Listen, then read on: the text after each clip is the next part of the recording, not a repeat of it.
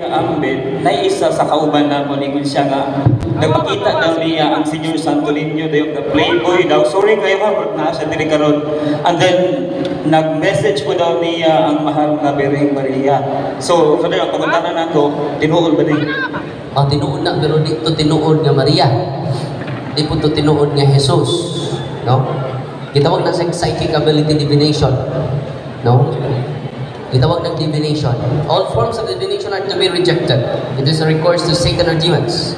Ang yawa day, mo appear as divine. Kung ang ayaw din mo o tuo. Kay mo appear siya as divine beings. Kung ang mga albularyo, doon ay mga santos. Doon na sila yung devotion. Kaya nagpakita man ang yawa, pinaagis mga santos. Manabantayanan siya. Kay doon na yung pasyente na mo, pero i-close lang yung psychic ability or third eye. No? Labi na, mura na normal kayo si Jesus. Pero normal lang kayo ba? Pagduwa, makigduwa niya.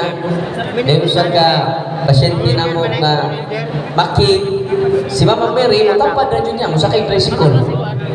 Musakay Mama Mary, well lang, tapat mo. Magtabi mo, Father. Hasta si ang lagta ni Mama Mary. Siya nung dyan ang butanan.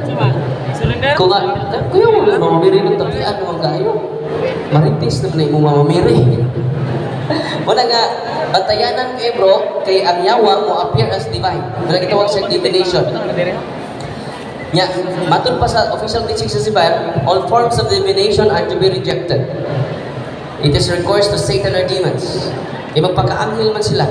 Wala nga, kung gusto mo masayon sa teaching sa Ginoo, adto mo sa CCC. Pagbasa mo CCC, Catechism of the Catholic Church.